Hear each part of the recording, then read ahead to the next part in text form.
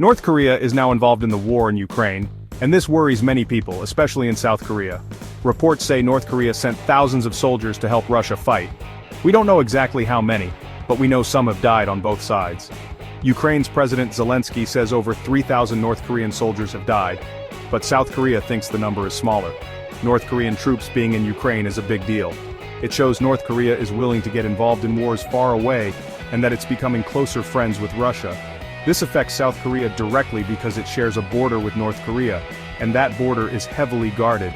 It's even more complicated because reports say North Korea is using this war to learn how to fight better. This worries people because a stronger North Korean army could be more dangerous for South Korea later. North Korea isn't just sending soldiers to help Russia. Reports say they're also sending military equipment.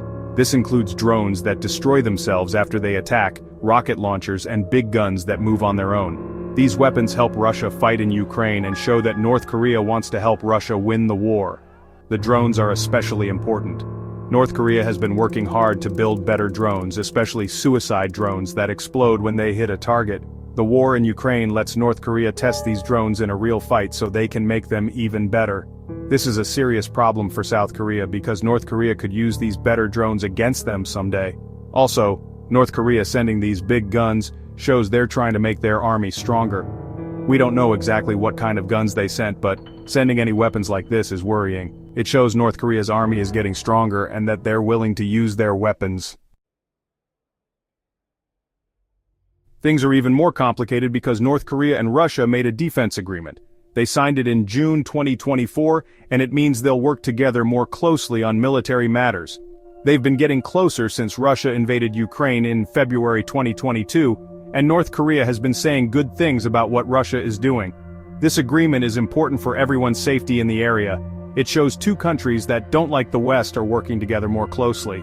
This is a possible threat to South Korea. The agreement could mean more military work between North Korea and Russia, like practicing together and sharing advanced weapons.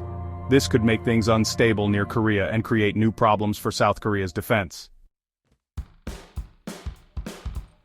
North Korea being involved in the Ukraine war is a big problem for South Korea. South Korea's military leaders worry that North Korea might use what it learns in Ukraine to make its army stronger, which would be a direct threat to South Korea. It's especially worrying that Russia might share technology and knowledge with North Korea. If North Korea learns better ways to fight and gets better weapons from Russia, it could become a much bigger threat to South Korea's safety. South Korea needs to watch this situation very carefully and think again about its defense plans. It might need to work more closely with the United States and make its own military stronger to deal with the growing threat from North Korea. It's also important for countries to talk to each other and try to calm things down between North and South Korea and to stop North Korea from doing more in the Ukraine war.